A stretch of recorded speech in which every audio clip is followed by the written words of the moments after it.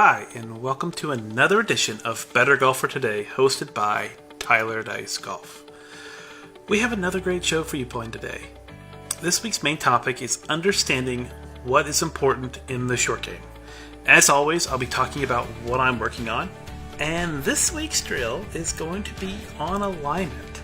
So, let's get started. So, understanding what's important in the short game. This is an interesting topic for me. My views on short game are a lot different than a lot of other people's views. But my views are through my personal perspective, which is a lot different than a lot of other people's games. My opinion on the short game isn't a really high one. I think it's important, but I don't think short game is as important as a lot of people say it is. And here's why I think that. Just bear with me as I explain. If you look at how a golfer plays golf, are they more likely to hit a great shot in close from the fairway? Or sink a long putt for a birdie? Or are they more likely to chip in for birdie? It's obviously easier to make a long putt or hit a solid approach shot than it is to chip in my opinion. If you look at how golfers play golf, you watch people play golf, you don't see them chip in very often. You see top players chip in.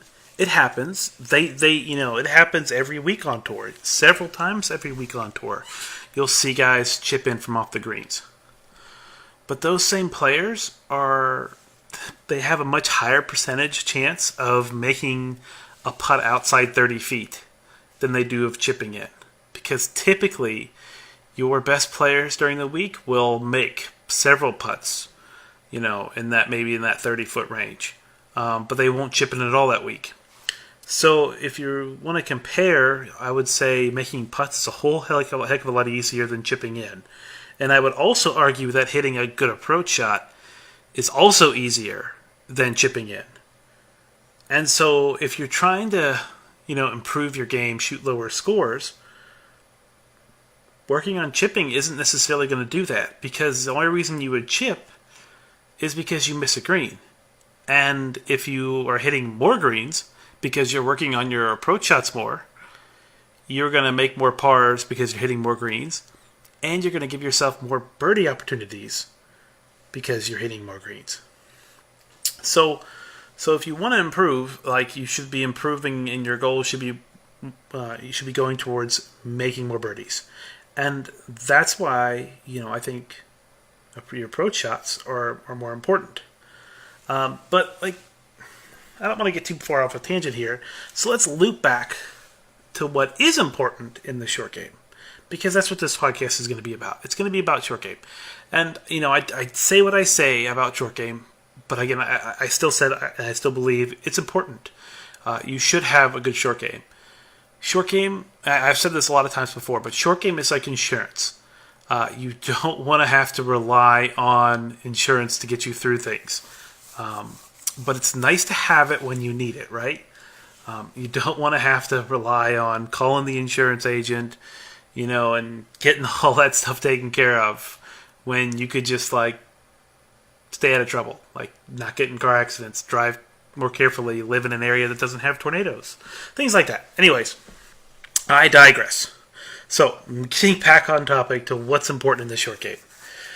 As I've been digging into what I need to work on this offseason to get better, I've been seeing things from a much different angle. I was importing data and discovered that my short game stats were far below averages. And at first I was shocked and thought I needed to get to work on it right away. I literally was like, all right, I'm just going to grab the wedges tomorrow when I go practice, and I'm just going to hit chip shots and stuff. But as I looked at the data a lot more and kind of dived deeper into what was there, I saw what was really happening. I noticed that even though my quote-unquote stats weren't great, I wasn't losing any shots to the field in the strokes gained category, meaning that inside 100 yards, I was still really good. I just wasn't that good around the greens or inside 25 yards, inside 25 yards and inside 25, or keep saying that wrong, inside 25 yards and 25 to 50 yards. But if I hadn't have kept looking at that data, I would have spent a lot of time practicing the wrong stuff. Meaning I would have kept thinking that my short game stunk and it was holding me back. And that wouldn't have benefited my scores at all. Essentially, I would have just been wasting time. I see this a lot. I see people spend time working on their game. And they work on things that literally have no bearing or no benefit to them shooting a better score. If you can't get the ball off the tee and hit it a reasonable distance, and you can't hit greens, you're not going to play good golf week in and week out. It's just not possible. Like, you're not going to be able to break par. You got to be able to hit the ball a little ways off the tee, and you got to be able to hit greens. There's just no way around it. I don't care how good your short game is. You will struggle if you're not hitting greens. So when you're looking at your short game, you need to know what is good and what is bad. And you need to know what has the greatest impact on your score. I hit a lot of greens. I'm also a good putter inside 8 feet. So when I'm inside 25 yards, personally, I just need to get the ball inside 8 feet, and then I'm in my wheelhouse. I'm in my comfort zone. Okay? But if I don't, the impact this has on my score isn't that great. So technically, I don't really have to worry about it much. I get to focus on what I do well, and that is hitting approach shots inside 20 feet and hitting my driver good.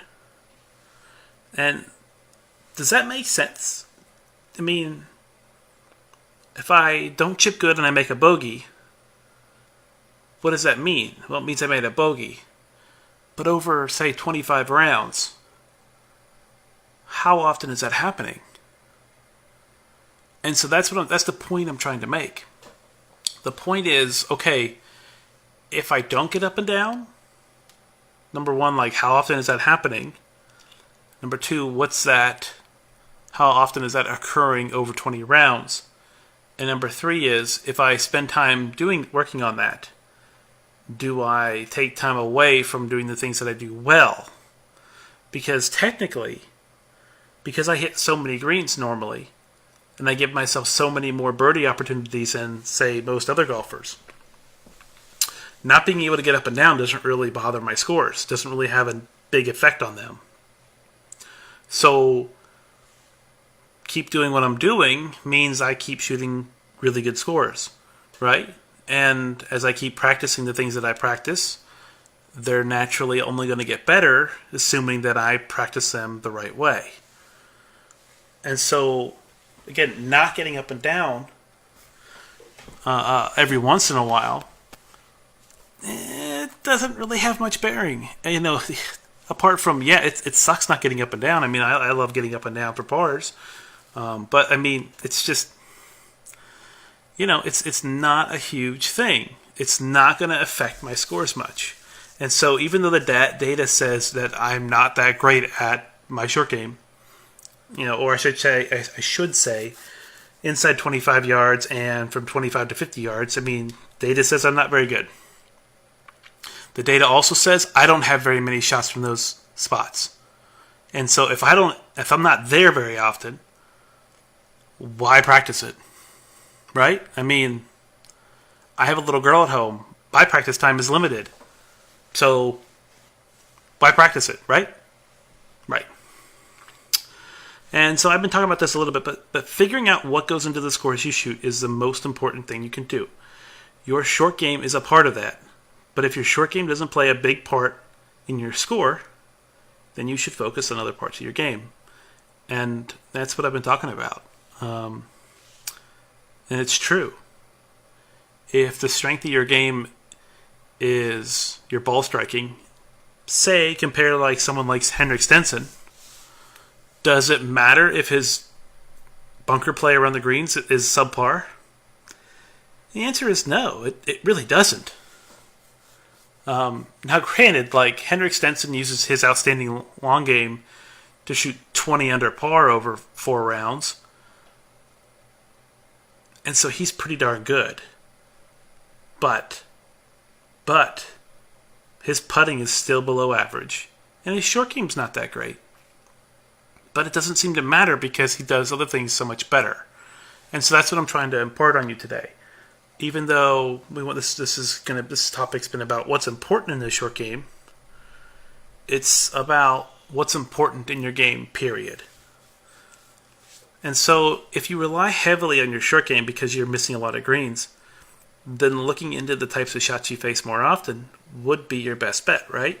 So like if you miss, say, like 10, 12 greens around, 14 greens around, it would be a smart idea to work on your short game a lot.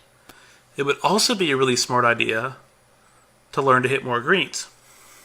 Having said that, some people physically can't hit more greens.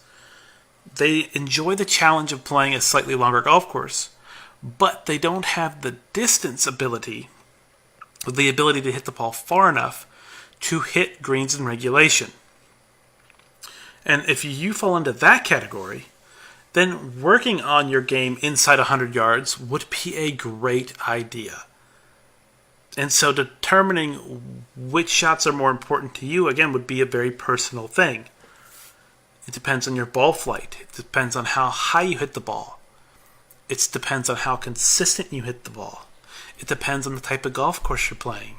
It depends on the time of year you're playing your golf course. Okay? So there's lots of things that go into that.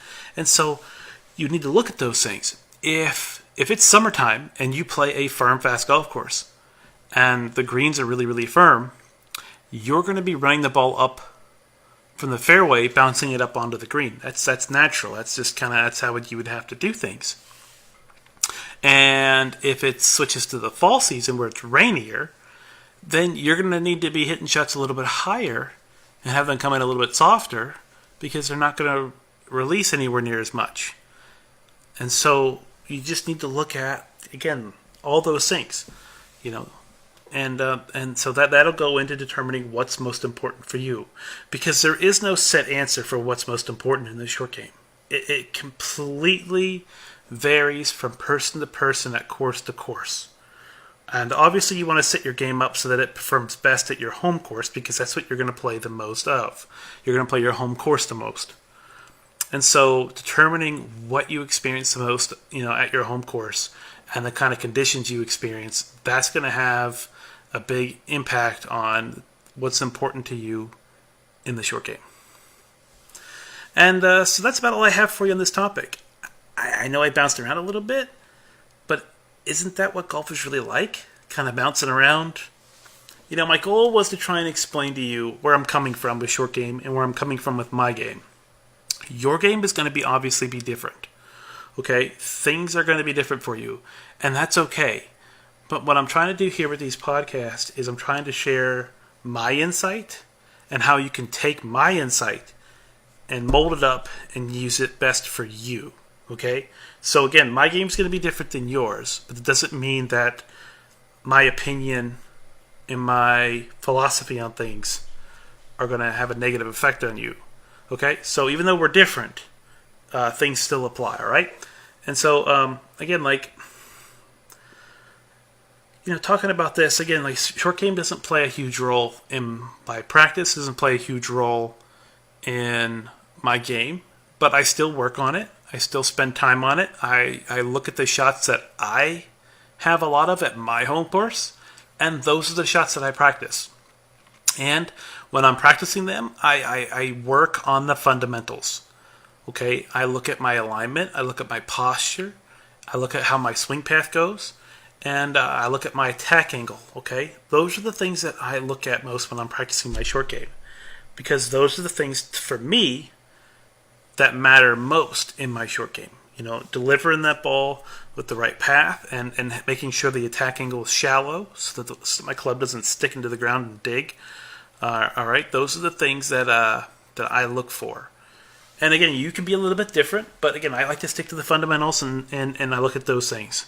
And so for me, the most important things about short game are the fundamentals, its attack angle, and its swing path. Like, those are the most important things for me. And that's what I work on, because for me, those things apply to every shot. And so again, that's what I focus on. And so that's all I got. And so let's move on to what I'm working on. I just gave you this nice spiel about what's really important in the short game. And I also talked about all the data I've been collecting in my own game.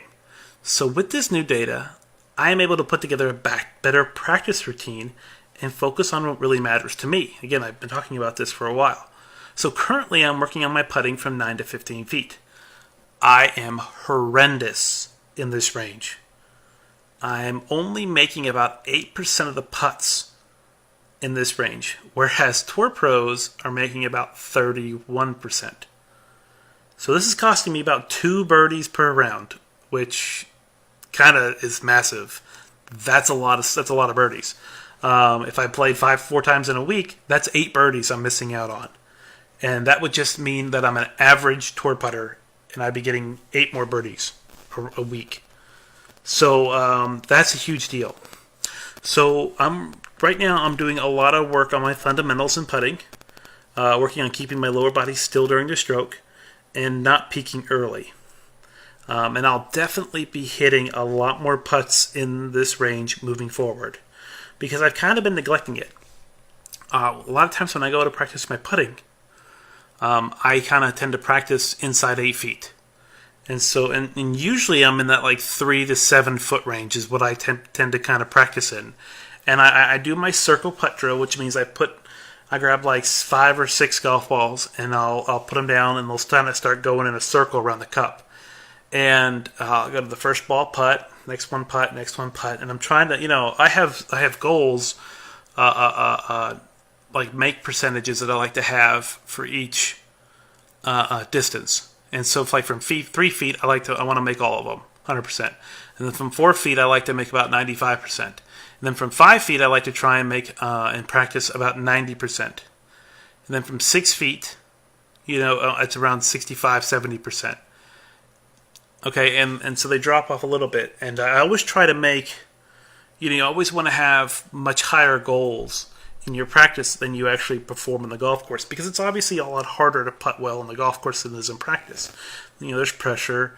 You don't have the benefit of rolling putts before and seeing how the green kind of breaks and stuff like that. So moving forward, I'm working on that 9 to 15 foot range, and I'm working on trying to get into that 50-60% make percentage in that range when I'm practicing, because again, like I need to make more putts in this distance, and so that's what I'm working on.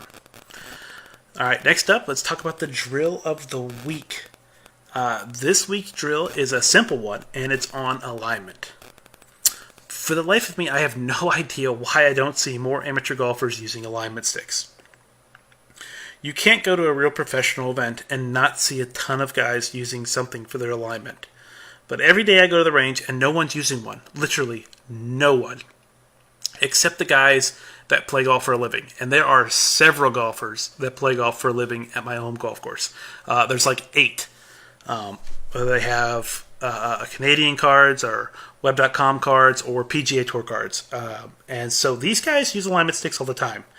And I don't know why no one else does. So use one. Get one and use one. They help a lot. I use it every time I'm at the range, so you should use it every time you're at the range. So yeah, easy. Drill of the week, tip of the week, get an alignment stick, use it. And that's all I have for you this week. I hope you enjoyed the show. And as always, I enjoy putting these together. I really like giving my insight and my personal take on things. So thanks for tuning in.